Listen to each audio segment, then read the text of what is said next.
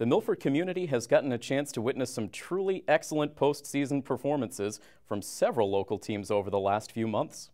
From the Legion team's run up to the regional championship, to the football team's record-setting postseason victory against rival Hopkinton, and now you can add Milford Hockey to the list as well after their first ever MIAA tournament win last week.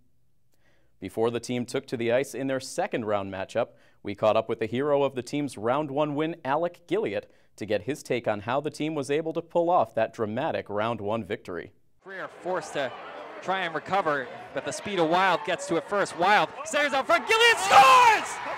Alec Gilliatt has won the game from Milford, and they've got their first playoff victory! The team flies over the bench to mob him. Gilliatt, the hero tonight! It was a historic night for the Milford Scarlet Hawks hockey team.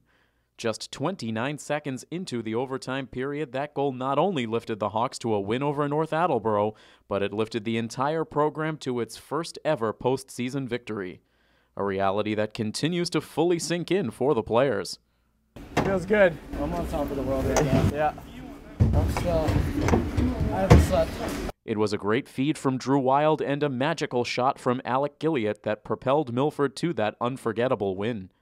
Both players helped to break down the play for us at the next day's practice. Well, Drew was coming down the, well, first off, Nick did make a nice block on the shot.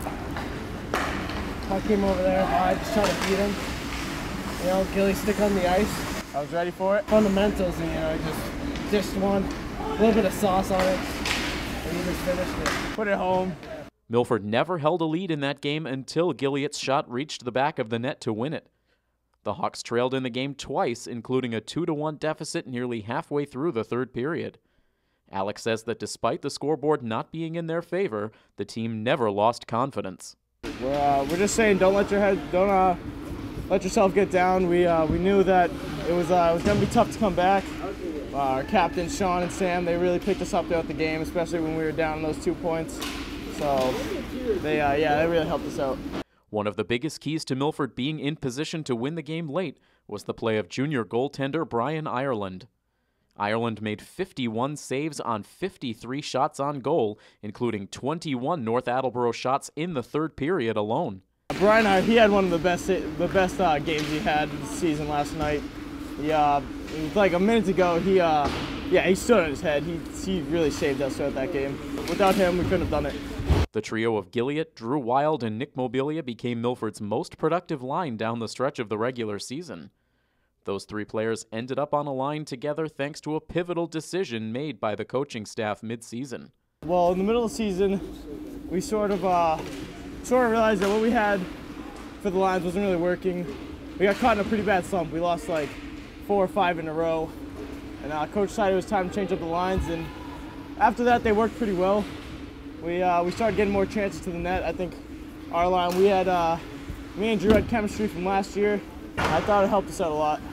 The struggles the team faced earlier in the year were not strictly personnel related. Alec explained that a lot of what the Hawks went through was finding a way to deal with the mental side of the game.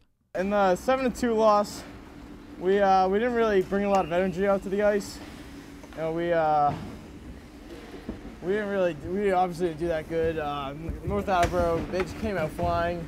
We got in our heads a lot. We'd go down a few, and then we just couldn't bring ourselves back up. Like the Mansfield game was a great example. We lost 9-2 that game. So yeah, that was a big part of it. Meanwhile, as the player who came through with the game-winning shot, Alec has been enjoying some of the benefits that come along with being a postseason hero. I was definitely getting a lot. It felt real good. You know, it was a big confidence booster. Got asked to prom. How did that happen? They called me out to the lobby, and the girl was holding the sign saying, "Will you go to prom with me?" Something along those lines. I said yes, so that was a big part of it. North Attleboro said it was a fluke that we beat them, or the first game that we played, and they sort of proved themselves right when they beat us 7-2. So our playoff game, it was kind of like some closure, just kind of rub it in their face, saying that the game that they won, that was sort of the fluke. So it just felt real good to beat them.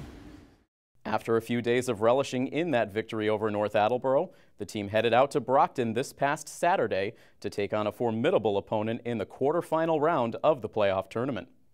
Here now are full highlights from the game. 3 nights after coming through with that elusive first playoff win in school history, the Scarlet Hawks were back on the ice, this time in Brockton, for a second-round matchup in the Division II South tournament. There was no hope for an easy matchup in this round, as the Hawks would have to deal with the #1 seeded Westwood Wolverines. Despite his team's status as an underdog, Round 1 hero Alec Gilliatt was confident his team had what it took to pull off the upset. We're just going to come out flying, hope for the best. That's basically our plan, hoping to catch them off guard. They're probably going into the game thinking that they got it, so we'll prove them wrong. Westwood enjoyed a bye through the first round after finishing the regular season at 16-2-2. Their offense would put Milford goalie Brian Ireland to the test early and often. Here, just over 2 minutes in, the Wolverines get the puck on net, and sophomore Aaron Janfaza would have a couple of good chances at point-blank range, but Ireland would deny the opportunity. Milford would have a few decent looks of their own early in the period. Off a face-off win, it's Nick Mobilia who takes the puck up ice and gets a good shot on Westwood goalie Chris Dyson. Dyson lets the rebound kick back out to Mobilia's stick, but the shot misses wide. Seconds later, the Milford D intercepts the puck and quickly hits Drew Wild, sneaking his way up ice. But Westwood was able to deny Wild a clean look on net, and Dyson easily swats the shot to the corner. Here again, it's Wild moving up the left wing. He gets a step on the defender and tries for the tough angle shot, but it hits off the side of the cage.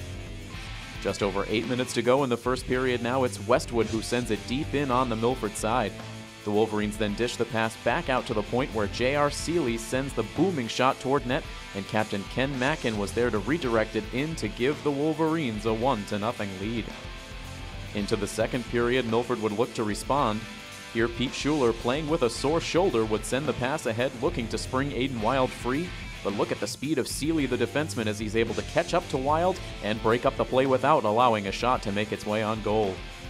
Next, it's the other Wild, Drew, who picks up the rolling puck in the neutral zone. Again, you'll see Westwood commit 2 defenders to contain Wild, but John Clancy grabs onto Wild on the way by. He would be called for the holding penalty, giving the Scarlet Hawks a much-needed power play opportunity. Unfortunately, the Wolverines' penalty kill would do a terrific job frustrating the Hawks' offense, and they would see the man advantage go by the boards with no real good looks on net. 6:57 to go in the second, with Milford looking to break out of their own end, but it's Joe Reisfelder who picks the puck up at center ice. He does a great job shielding the puck from the Milford defenders, and then finds his teammate Sam Murphy streaking on net, who is able to bury the shot past Ireland and give the Wolverines a big 2-goal advantage. Meanwhile, Drew Wild would continue to look for ways to get his team on the scoreboard. Here he enters the attacking zone with some space and rifles the shot between 2 defenders, but Chris Dyson is able to get his glove on it and deflect the puck up and over the net. A good attempt for Milford, but the score would remain 2-0 in favor of Westwood. This game was still within reach for Milford in the third period, thanks in large part to the efforts of Brian Ireland in net. Here now is some of what Ireland faced from the Wolverines' offense in the third period. Now, into the corner, back to the blue line. There's a shot, and a nice save by Ireland. Puck's out in front. It's loose. Another shot from the right side. That's deflected by Ireland, and now back to the blue line into the high slot. And now a shot towards the blue line is deflected by a defender. Ireland turned away 34 of 36 shots he faced over the course of the game. Unfortunately for Milford, they just could not put together any significant time in their offensive zone all game long, and walked away with a grand total of 11 shots on goal.